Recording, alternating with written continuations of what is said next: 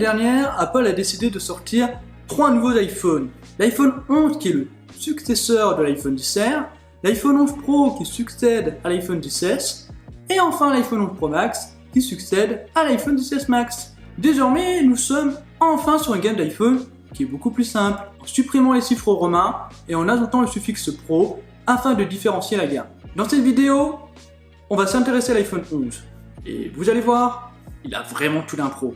L'iPhone 11, tout comme l'iPhone XR, est proposé en plusieurs coloris.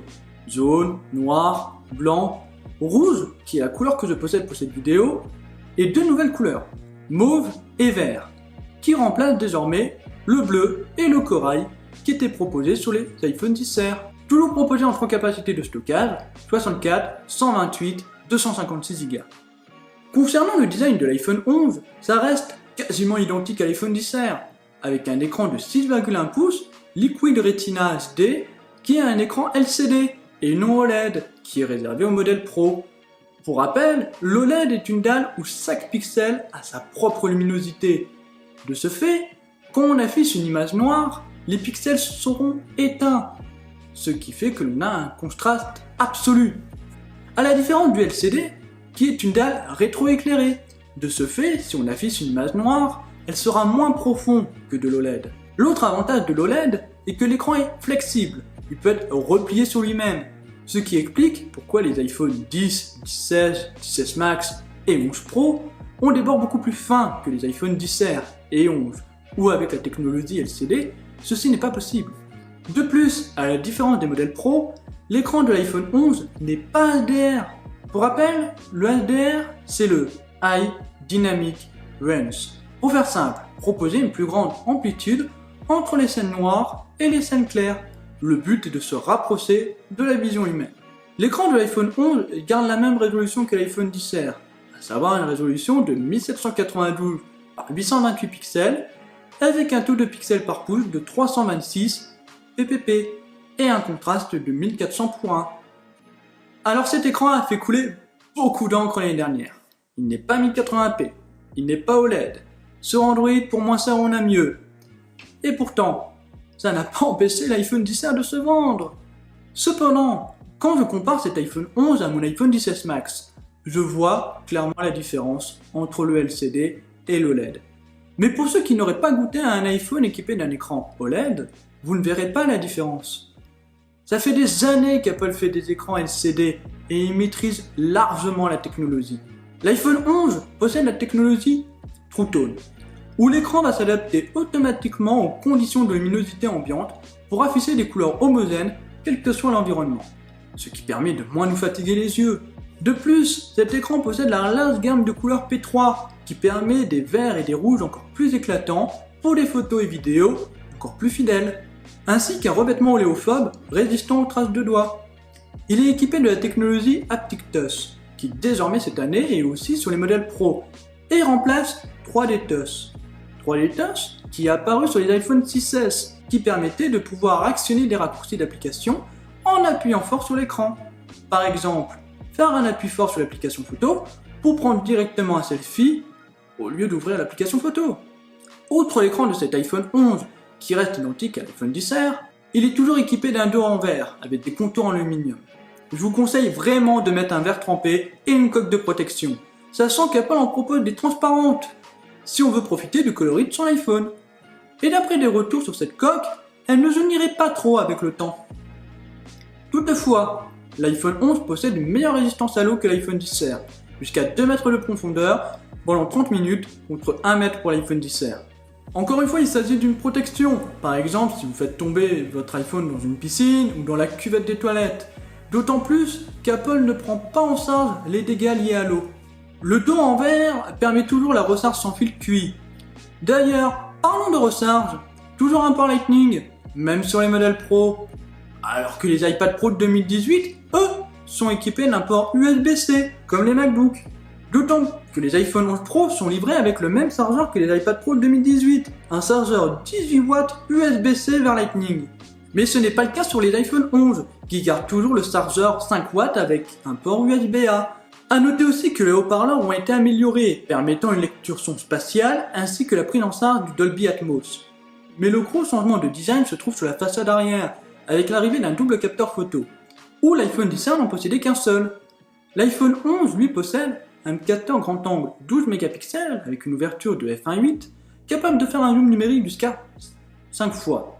Celui-ci est stabilisé. Et la nouveauté de cette année, un second capteur ultra grand angle avec une ouverture de f2.4 et champ de vision de 120 degrés, capable de faire un zoom optique arrière 2 fois, contrairement à l'objectif grand angle, il n'est malheureusement pas stabilisé. Et non, ce deuxième capteur est un ultra grand angle et non un téléobjectif exclusif au modèle Pro. Mais je vous rassure, cela ne nous empêche pas de pouvoir zoomer. La différence est au niveau de la qualité qui sera moins bonne car ce sera un zoom numérique et non optique. De plus, sur les modèles Pro qui possèdent un téléobjectif, nous pouvons faire un zoom plus puissant, c'est-à-dire un zoom numérique x10 contre x5 pour l'iPhone 11. L'arrivée de ce capteur ultra grand angle ouvre de nombreuses opportunités. Il va capturer une image 4 fois plus vaste, pratique pour du paysage, des photos de groupe, famille ou amis. Mais il faut prendre en compte que l'ultra grand angle avec son champ de vision de 120 degrés a tendance à déformer un peu. A noter que l'iPhone détecte automatiquement si vous pouvez utiliser l'objectif ultra grand angle. C'est-à-dire si vous prenez une photo en grand angle, donc en mode une fois.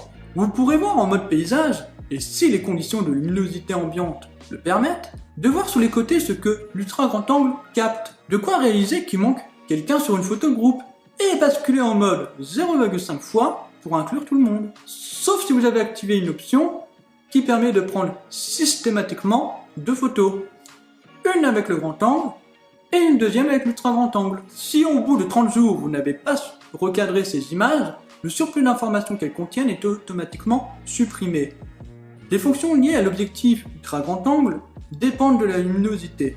De ce fait, si vous êtes en faible luminosité, vous n'aurez pas cette option de pouvoir recadrer après la prise de vue. Le capteur grand angle de 12 mégapixels, qui est l'objectif principal, évolue et intègre 100% de focus pixel pour assurer une mise au point automatique jusqu'à 3 fois plus rapide en conditions de faible éclairage. Et justement, ces nouveaux iPhones possèdent enfin un mode nuit. Le mode nuit s'active automatiquement dès que nécessaire. Mais comment fonctionne ce mode nuit? L'iPhone va prendre une série de photos qui va les fusionner et va laisser l'intelligence artificielle faire le travail. Toutefois, le mode nuit n'est pas disponible sur le capteur ultra grand angle, du fait que celui-ci n'est pas stabilisé, ce qui est vraiment dommage. Mais ce mode nuit est vraiment bluffant. L'absence de mode nuit sur l'iPhone commençait à se faire sentir pour Apple, où les iPhones avaient du mal à faire des photos en faible luminosité. La concurrence faisait mieux qu'Apple dans le domaine, avec par exemple Google avec ses Pixel 3, qui proposent eux aussi un mode nuit qui est bluffant. Pas besoin d'utiliser le flash, ce qui pourrait être gênant dans un concert ou un spectacle. Maintenant, on peut enfin prendre des photos en faible luminosité, en ayant pas mal de détails, et qui restent très propres pour les photos smartphone. Sachant que l'iPhone fait tout automatiquement. En effet, il sait si vous utilisez votre smartphone à main levée ou bien si vous utilisez un trépied. De ce fait, le temps de pause. Pour faire simple, basique, sans rentrer dans les détails. Le temps de pause correspond au temps de prise de la photo. Il va être de 3 secondes à main levée jusqu'à plus de 30 secondes avec un trépied. Et bien évidemment, avec trépied, le résultat est encore plus spectaculaire. Hormis le fait que l'on peut modifier le temps de pause, j'aurais aimé que l'on puisse modifier d'autres paramètres de ce mode nuit, comme on pourrait le faire sur un boîtier hybride par exemple. Du moins, proposer cette option sur les iPhone Pro. Cela dit, avec iOS 13 qui a mis à jour son application photo, nous pouvons quand même apporter beaucoup de retouches à nos photos de nuit, comme par exemple la réduction du bruit, si on trouve que notre photo a trop de grains, de pixels visibles. Autre fonctionnalité qui est arrivée sur les iPhone 16 et 16 Max est le Smart HDR. Désormais, l'iPhone 11 et 11 Pro proposent le Smart HDR nouvelle génération. Il reconnaît désormais les personnes et les traite différemment des autres éléments de la photo. Ainsi, les visages sont rehaussés d'un élégant jeu d'ombre et de lumière, et les tons clairs restent parfaitement naturels. Mais avec iOS 13.2, Apple apporte le Deep Fusion. Alors Deep Fusion, c'est quoi? Pour faire vraiment simple, votre iPhone va prendre une série de photos avec des expositions différentes, dont certaines seront prises avant même que vous ayez appuyé sur le déclencheur. Ensuite, c'est l'intelligence artificielle qui va faire le travail en fusionnant ces photos. Pour au final, vous faire des photos plus belle, avec beaucoup plus de détails. Et franchement, c'est bluffant, on a beaucoup plus de détails que sur le Smart HDR. Et avoir ce niveau de détail en plus est toujours bon à prendre. Surtout qu'on a tendance à regarder une photo et à zoomer dessus pour voir des détails justement. Toutefois, ce Deep Fusion est activé par défaut et aucune option pour le désactiver. De plus, comme le mode nuit, Deep Fusion dépendra des conditions de luminosité ambiante et aussi du style de photo que vous allez faire, paysage ou portrait. En fonction de ces paramètres, la différence par rapport au HDR sera plus ou moins bluffant. A noter que Deep Fusion ne fonctionne pas avec le mode rafale, l'objectif ultra grand angle, mais avec l'objectif grand angle et le téléobjectif pour les modèles pro, il fonctionnera. Cela s'explique par le fait que ces deux capteurs sont stabilisés. Du coup, on rejoint ce que je vous disais pour le mode nuit. De plus, si on a activé l'option de recadrage après la prise de vue, Deep Fusion ne fonctionnera pas. Il faudra alors désactiver l'option, ce qui est vraiment dommage. Toujours dans les modes, l'iPhone 11, tout comme l'iPhone XR, possède lui aussi le mode portrait, qui permet d'avoir un effet bokeh, qui a un flou artistique en photographie. À la différence que sur l'iPhone XR, par le fait qu'il ne possédait qu'un seul objectif, ne permettait de faire que des portraits sur les humains. Désormais sur l'iPhone 11, on peut utiliser ce mode portrait sur des animaux, des objets, mais on ne peut malheureusement pas faire de portrait en ultra grand angle. Là où l'iPhone XR ne possédait que 3 effets, naturel, studio, contour, l'iPhone 11 en possède 6. Naturel, studio, contour, scène, scène mono, et avec iOS 13, High-K mono. Autant sur la façade arrière, il y a du changement. En revanche, quand on passe sur la façade avant, il n'y a aucun changement entre l'iPhone 11 et l'iPhone XR. Et bien évidemment, nous avons toujours cette encoche qui embarque Face ID, la technologie de reconnaissance faciale, qui vous permet de déverrouiller votre iPhone et effectuer des paiements sécurisés avec Apple Pay. Cela dit, même si visuellement l'encoche reste la même, à l'intérieur, il y a du changement. La caméra frontale passe de 7 mégapixels à 12 mégapixels avec toujours une ouverture de f2.2. Et désormais, nous avons la possibilité de faire des selfies en grand angle. De plus, un zoom arrière se fait automatiquement quand on bascule l'iPhone du mode portrait au mode paysage. Tout comme la caméra dorsale, nous avons aussi le droit au mode portrait en caméra frontale.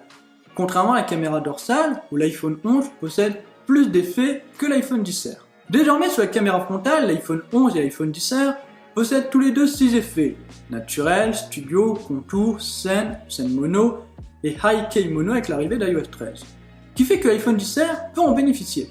A noter que le mode nuit n'est pas disponible avec la caméra frontale. Passons désormais à la partie vidéo, où désormais, que ce soit en caméra dorsale ou frontale, nous pouvons filmer en 4K 60 images par seconde et faire des ralentis en 1080p, jusqu'à 240 images par seconde.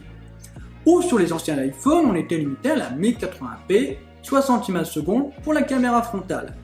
D'ailleurs, avec iOS 13.2, on peut désormais changer la résolution et le framerate dans lequel on veut filmer, sans avoir à passer dans les réglages. La caméra dorsale permet de filmer en 4K 60 images secondes avec une gamme dynamique étendue pour la vidéo qui passe de 30 à 60 images secondes. Nous avons toujours la stabilisation en vidéo, mais uniquement sous le capteur grand angle, puisque l'ultra grand angle n'est pas stabilisé. Tout comme pour les photos, l'iPhone enregistre directement avec les deux objectifs, ce qui vous permet de pouvoir dézoomer dans votre vidéo après l'enregistrement. Pour cela, il faut aussi cocher l'option dans les paramètres.